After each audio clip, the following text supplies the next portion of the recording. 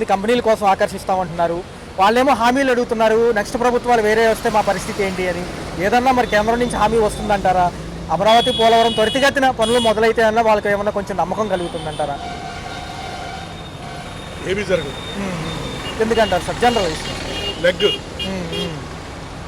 ఒళ్ళుగడ్డం ఈ లెగ్ 3 పార్టీల ఇది ఎవరు చేస్తాడు? కేంద్రం ఏదో దువ్వుతోంది అంతే. నాకు తెలిసినంత వరకు నా నాన్న ప్రకారం ఈ జగనే కాదు, లేకపోతే చంద్రబాబు నాయుడే కాదు, ఎవడొచ్చినా ఆంధ్రప్రదేశ్ బాగు చేయడం ఎవరు ఫస్ట్ నుంచి దక్షిణాది రాష్ట్రాలని చిన్న చూపేశారు. మన ఆదాయ వనరులు వాడుకుంటారు కానీ సహాయం చేయరు, చెయ్యరు. అందులో ఇప్పుడు చంద్రబాబు నాయుడు అసలు చేయరు.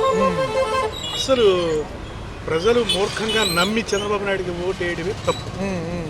ఇప్పుడు కాస్తో కోస్తో వాడు నేను మొనగాడిని రాగా పనిచేశాను, నేను చేయకపోతే నాకు ఓటు వేయద్దన్నాను. కానీ వాడు చేసిన పనులు ఎవడు చేయలేదు. ఓకే సార్, మరి ఎలా ఉండబోతుంది చూస్తే? ఒక పక్కేమో ఉప ముఖ్యమంత్రి పదవికి 3 రోజుల నుంచి పోటీగా అన్నారు. తర్వాత ఏమైందో తెలియదు. ఇవన్నీ ఏంటంటే high political dramas. Okay sir, okay. ఏ జనాల్లో వదులుతారు, జనాలు ఓకే బిల్డింగ్ లో బాగానే ఉంది అనుకుంటే టక్కర్ మారుస్తారు. ఓకే ఓకే, వ్యతిరేకం వస్తే మళ్ళీ బ్యాక్ టు నిన్న ఆల్రెడీ చంద్రబాబు నాయుడు నోరు మూసుకుంటే ఎవరు మాట్లాడతారు? సో ఇదంతా పొలిటికల్ డ్రామా నుంచి ఏం లేదు. Okay sir. సార్ చూస్తే మరి ఎలా అనిపిస్తుంది? ఒకవేళ సీఎం బరిలో ఈయనకి ఏజ్ అయిపోతుంది అంటున్నారు కాబట్టి నెక్స్ట్ కన్నా మళ్ళీ ఈయన్నే పెడతారా లోకేష్ గారిని? అనుభవం ఉన్న వ్యక్తికి మళ్ళీ ఈయన తీసుకుంటారంటారు? అబ్బో, లోకేష్కి 50 సంవత్సరాల అనుభవం ఉందా? లేదు సార్, లేదు. ఒక యువకాలంలో పాదయాత్ర తప్ప వాడి వయసు ఎంత ఉంది? అంతే సార్, 40. రేపు పొద్దున వాళ్ళు ఎలక్షన్స్ లో నాకు 100 సంవత్సరాలు చీఫ్ మినిస్టర్ గా అనుభవం ఉందన్న నమ్ముతారు మూర్ఖ జనాభా. ఎందుకంటే చంద్రబాబు నాయుడు నా 40 ఇయర్స్ ఇండస్ట్రీ ఏం చేశాడు? ఎలక్షన్స్ ముందు వాడికి తెలీదా? మామూలుగా ఆలోచిద్దాం. చిన్న సబ్జెక్ట్స్ ఎలక్షన్స్ ముందు వాడు ఇచ్చే హామీలకి వాడికి నేను ఇవి చేయగలను చేయలేదని 40 ఏళ్ళ ఇండస్ట్రీ కదా. అంటే చెప్పారు కదా సార్, ఎలక్షన్స్ లో ఎన్నో చెప్తాం అవన్నీ జరుగుతాయి అని అసెంబ్లీ సాక్షిగా ఆయన అన్నారు. మరి అంత తప్పుడు మాటలు మాట్లాడడం, అంత senior most intelligent political leader అయ్యండి అంత తప్పుడు మాటలు మాట్లాడు సార్. అయితే జనం మోసపోయినట్టే, మళ్ళీ పప్పులో కాలేసినట్టే, పేడలో కాలేసినట్టే, బురదలో కాలేసినట్టే. గతం కంటే ఎప్పుడు బాగుందా? గతమే బాగుందంటారా?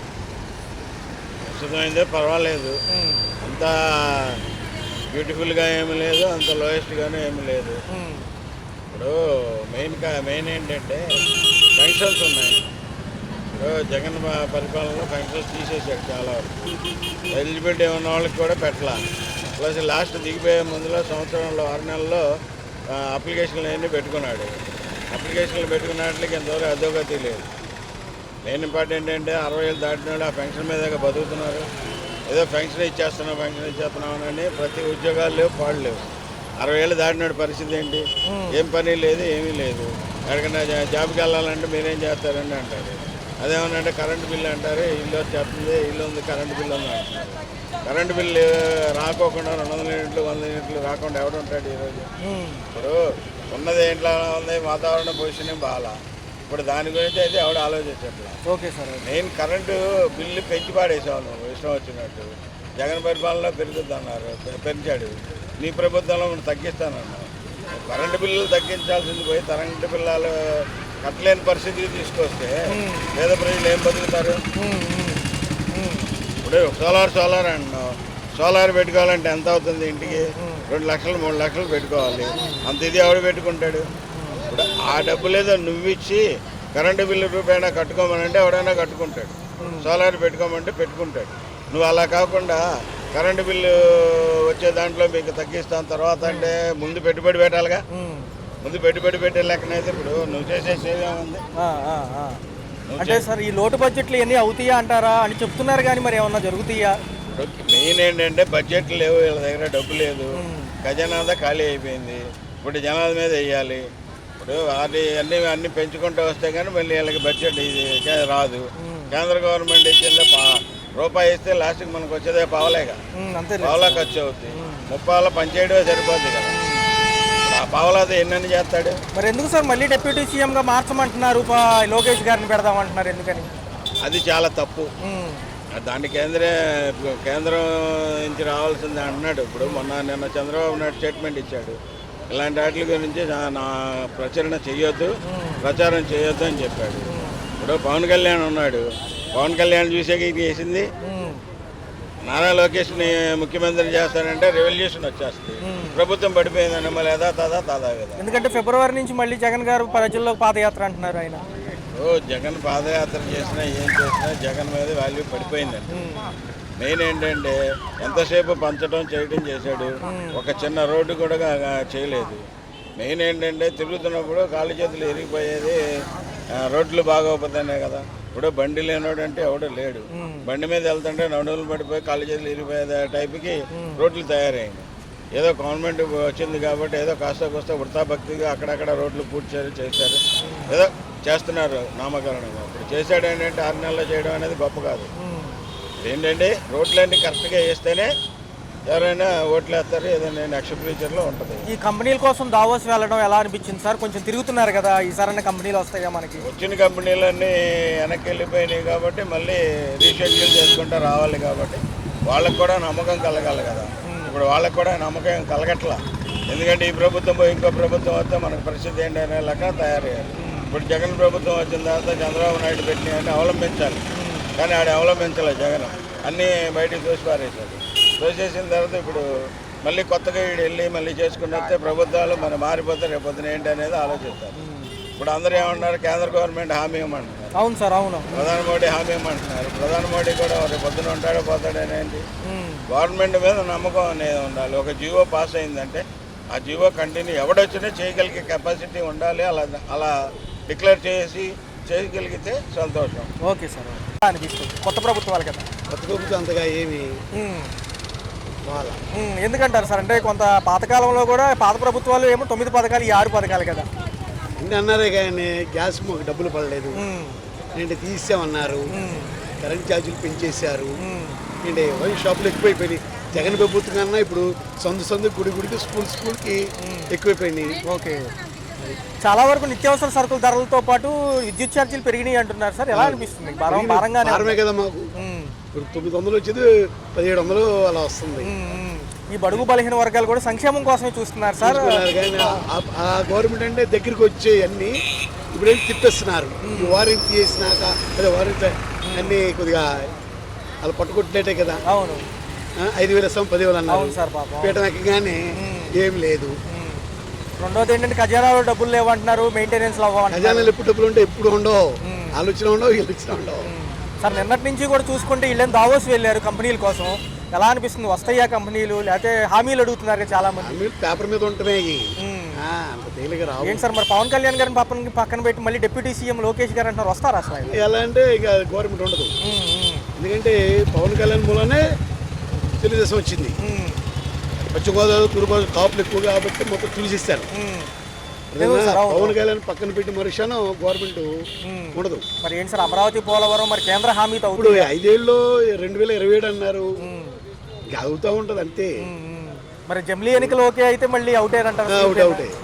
అవుటే మోడీ కూడా అవుటే, ఎందుకంటే ఫిబ్రవరి నుంచి పాదయాత్ర అంటున్నారు కదా జగన్ గారు. మళ్ళీ చేస్తే జనంలో ఉంది, గుర్తింపు ఉంది. ఇంకా మనం అంటే ఏదో 4,000 ఇచ్చారు ఈ గ్యాస్ అని, అది కాకపోయినా కేంద్రం కూడా ఓటింగ్ కూడా. అవును సార్, నిజమే. అవును, నిజమే. 151 11 అనేది. అవును సార్, అవును. 60-70 వస్తే అది వేరు. అవును. ఇప్పుడు మనం 150 మంది వ్యతిరేక ఎమ్మెల్యేలు ఎవరు ఉండరు అంటారు. 40-50 మంది, 70 మంది, పోనీ 80 మంది, కనీసం 40-50 మంది నాకు రావాలి. మరి మీరు ఆలోచన. అవును సార్, 151 ఎక్కడ, 11 ఎక్కడ? అవును సార్, నిజమే, కరెక్ట్. అది సార్ ఈ విశాఖ ఉక్కు పరిశ్రమ గతంలో ఇళ్ళు పార్లమెంట్లో తీర్మానం చేశాక ఆగింది అప్పుడు గత ప్రభుత్వాలు. మళ్ళీ ఇప్పుడేమో గ్రాంట్ అంటున్నారు, నిజంగా ఆగుతుందా ప్రైవేటీకరణ? ఆగదండి. ఏంటంటే జనాలను మొబ్బం పెడతాం తప్ప 11,000 ఇచ్చాము, కోట్లు అవి ఇచ్చామంటే తప్ప ఏంటి అది ఇప్పుడు అయిపోద్ది అది అంటే. సో ఫ్యూచర్ అంటే మళ్ళీ ఇక ఆయనే అంటారు అయితే. Right sir. థ్యాంక్ యూ అంటారు. చూసుకుంటే గతంలో సంక్షేమము, ఇప్పుడేమో అభివృద్ధితో కూడిన సంక్షేమం ఎలా ఉండబోతుంది అంటారు? మన దగ్గర చూసుకుంటే 7 నెలలు అవుతుంది. ఇప్పుడు వీళ్ళేమో ఫారెన్ పర్యటనలో ఉన్నారు కంపెనీలు ఆకర్షించడానికి. వద్దు స్లోగా అవుద్ది, తొందరగా అయితే ఏం లేదు, అవుద్ది కానీ కొంచెం టైం పట్టుద్ది. ఇప్పుడే సంవత్సరం కూడా అవలేదు కదా ఎలక్షన్ అయ్యి, ఎన్ని నెలలో ఇది అవుతుంది ఇప్పటివరకు. డిప్యూటీ సీఎంగా పవన్ కళ్యాణ్ గారు ఉన్నప్పటికీ లోకేష్ గారిని పెడదామని చూశారు. ఎందుకంటే చంద్రబాబు నాయుడు గారికి వచ్చే ఎలక్షన్స్కి ఏజ్ అయిపోతుంది, 80 వచ్చేస్తాయి కాబట్టి అంటున్నారు. సమంజసమే అంటారా? లోకేష్ వేస్ట్. పవన్ ఇప్పుడు గెలిచిన కారణం కూడా పవన్ కళ్యాణ్, ఆయన అయితే టీడీపీ వచ్చింది కదా. ఎందుకంటే బీజేపీ సపోర్ట్ కూడా ఉంది కాబట్టి ఆయనకి అంత ఎక్స్పీరియన్స్ ఉంటుంది కాబట్టి సీఎం బరిలో ఆయన ఉండటం బెస్ట్ అంటున్నారు. ఆయనే బెస్ట్. అన్నగారు మరి చూస్తే జగన్ గారు ఏమో వచ్చే ఫిబ్రవరి నుంచి కూడా ఇంకెంతో కాలం లేదు, 2వ వారం నుంచి పాదయాత్ర కార్యాచరణ అంటున్నారు. సంక్షేమ పథకాలు లేట్ అవ్వడం వల్ల ఆయనకి ఏమన్నా బెనిఫిట్ ఉంటుందా ప్రజల్లోకి వస్తే? చెప్పలేము, అవ్వచ్చు, అది ప్లస్ పాయింట్ అవ్వచ్చు. అన్న పెరిగిన ధరలు ఎలా అనిపిస్తున్నాయి? నిత్యావసర సరుకుల ధరలు, కరెంట్ ఛార్జీలు అంటారు కదా. మరి ధరలు మరీ ఘోరంగా ఉన్నాయండి, దాని గురించి కొద్దిగా ఇది చేస్తే బాగుంటుంది. అన్న సంక్షేమానికి పెద్దపీట వేశారు. ఉగాది నుంచి కొన్ని పథకాలు ఉన్నాయి. మహిళలకు ఉచిత బస్సు ప్రయాణం ఎలా ఉంటుంది అంటారు? బస్సు వేస్ట్, అది వేస్ట్ అండి. అది చాలా మంది కొద్దిగా ఇబ్బంది పడతారు, ఆటో వాళ్ళు కానీ అని వేరే ట్రావెల్స్ వాళ్ళు అందరూ కొద్దిగా ఇబ్బంది పడతారు. దానివల్ల లాభం ఏం లేదు, వేరేదైనా పెట్టుకోవచ్చు కానీ దీనివల్ల లాభం ఏమి ఉండదు. సిటీ చూస్తే చిన్నది, అదంటే హైదరాబాద్ సిటీ అంటే అది పెద్దది, అది వాళ్ళే తట్టుకోలేకపోతాను మళ్ళీ విషయం తట్టుకున్న దానికి. అలా ప్రభుత్వాలు వచ్చే పనులు ఉన్నాయా పర్లేదా? మళ్ళీ అసలు ఇప్పటివరకు ఏం లేవండి, పనులు పెద్ద ఏం కనిపించట్లేదు. ఈ ఇసుక పాలసీ ఏమన్నా బాగుందా? అసలు ఏంటో అంత అయోమయంగా ఉందంటున్నారు చాలా మంది.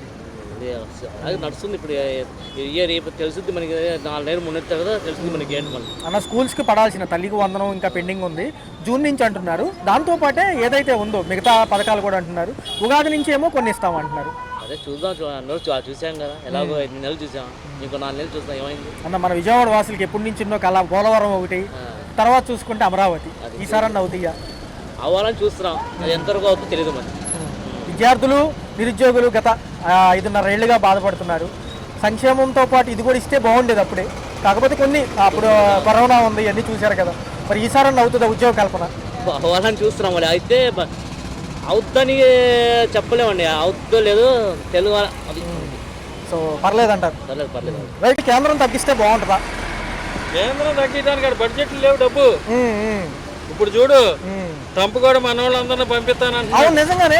ఈ గోల ఏంటి అసలు? ఎందుకంటారు? ఆయన రాకముందు ఒకలాగుండి వచ్చాకేమో ఇప్పుడు ఒప్పుకోవట్లేదు అంటున్నాడు. అంటే ఇప్పుడు మా ఎవడి కాడ ఈ దేశాల వాళ్ళని స్వదేశాలకు వెళ్ళిపోమంటున్నారు. మాకు మీరు అవసరం లేదు, వెళ్ళిపోమంటున్నారు. మన వాళ్ళు 1,50,000 మంది ఎంతమంది ఉన్నారు అక్కడ, ఎన్ని లక్షలు, 25 లక్షల మంది ఉన్నారు అనుకుంటా.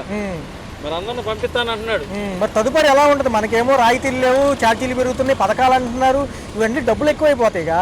ఏమో మన మోడీ గారు ఏం చేస్తాడు, వాళ్ళకి సంప్రదింపులు జరిపి, మరి బాబు వాళ్ళందరిని ఇక్కడ జరిగితే ఎట్టగరా నాయన ఖాళీ లేదు, నీ దగ్గర అట్టు పెట్టుకోమని. మరి ఇన్ని సంవత్సరాలు చేస్తున్నారు కదా, అవును. దాంట్లో రిటైర్మెంట్ అయ్యి కూడా ఉన్నోళ్ళు ఉన్నారు అక్కడ, కొనుక్కుని పిల్లలు జాబులు చేస్తున్నారు.